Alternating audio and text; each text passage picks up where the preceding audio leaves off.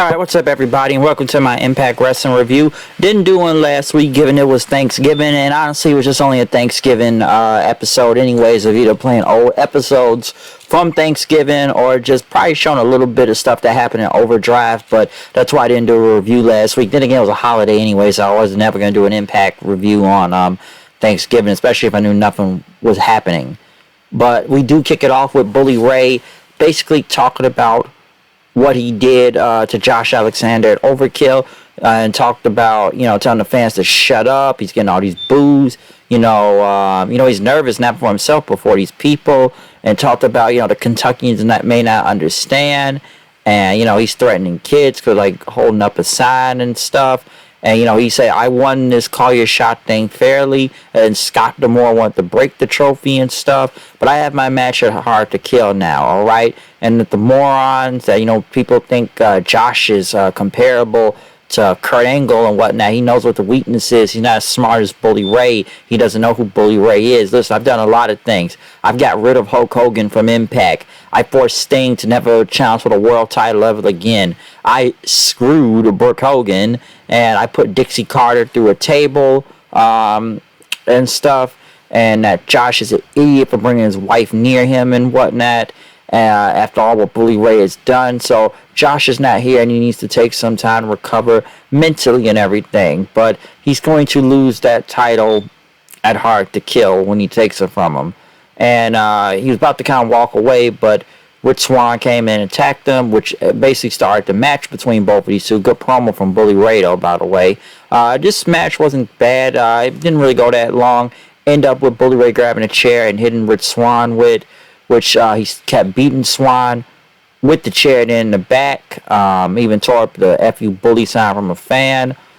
And getting rid of the referees and stuff. Tommy Dreamer tried to stop him and whatnot and told him, I defended you. I did everything I could.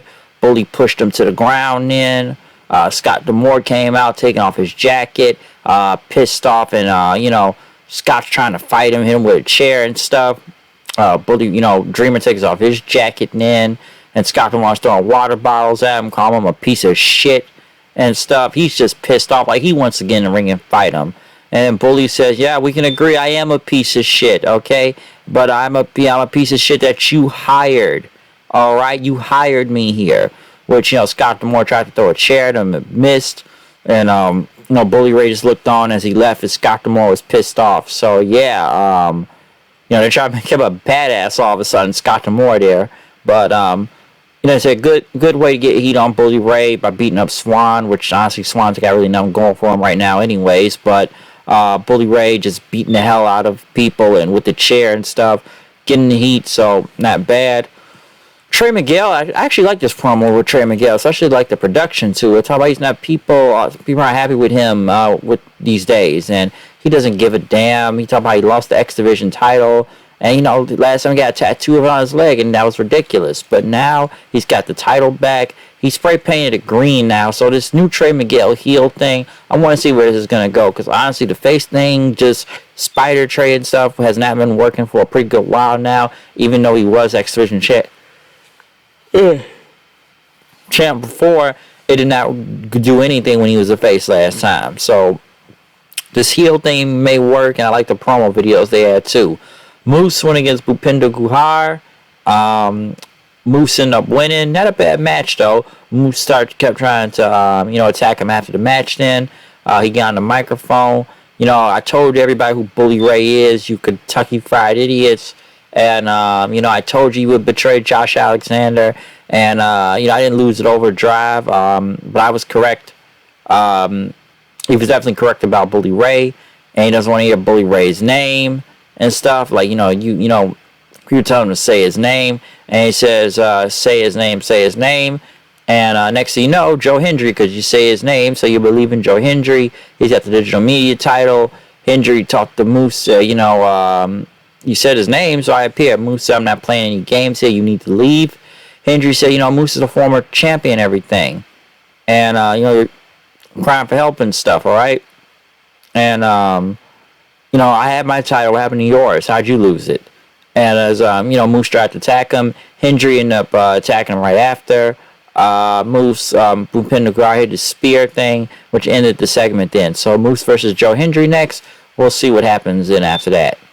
That and Mickie James Deonna Purazzo promo about their match coming up later on tonight. Steve Macklin went against Frankie Kazarian. Good match that ended up in a DQ due to Macklin getting a chair. And then hit him with his KIA onto the chair. So obviously this may set up a feud now. I was wondering what was going to happen with Kazarian, especially after Overdrive now that, he lost for the world title. Which, I hope he sticks around because it's not like he was doing anything in AEW right now other than being on Dark. So at least they got some for him on here. Tasha Steelz was pissed at Savannah Evans in the back, telling she needs to prove herself next week by being Taya Valkyrie. Next, Eddie Edwards talked about the whole PCO thing, so he took care of it. But they told him, well, his hand rolls up, so I took care of it, okay? And, he needs to focus on himself right now. For some reason, Delirious came in and just stared at him and just making noises before he left. Marcy Machine Guns, the New Japan Strong Champions, basically went those title shot for the Impact Tag titles against Heath and Rhino. Rhino's talking about ripping people's hearts and stuff out, as the Guns look very surprised watching on. Mickie James went against Deonna Purazzo in the main event last rodeo. Obviously, this took up the rest of the show, which was a great match, hell of a match. Probably they would have said that for Hard to Kill, but this was great. It ended up with Mickie rolling on to the tights, told Deonna Purazzo to win the match. Did I expect it? I don't know. Like, so it was a great match in general. I didn't expect Mickie James to lose here and whatnot, but definitely hell of a match though. But right after, Jordan Grace came out saying, you want the title shot now, it's going to be a Hard to Kill. So they shook hands and agreed to it. So now it's going to be Mickie James and Jordan Grace, which, Mickie did say this is the final ball she would get to. It's to the Knockouts title that she started for the bottom and will get back up to the top again. So, say she loses, she'll lose, stop her career, but she said she would keep going until she got that title again. So we'll see a Hard to Kill. Next day, Eric Young and Deonna, Violent by Design, where they're back at that prison and stuff, and there was a knife on the table, and Eric Young talked about, you do anything to get rid of sickness, right? Anything? And the sickness is in this room right now. Would you eliminate it?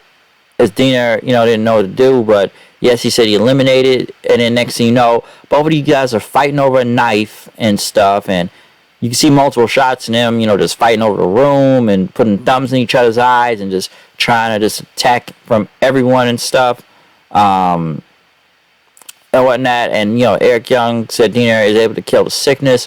Deonna had got the knife, and Eric Young told him, eliminate the sickness. Do it, all right? Do it. Which Eric Young says, I was the designer, but you are the design.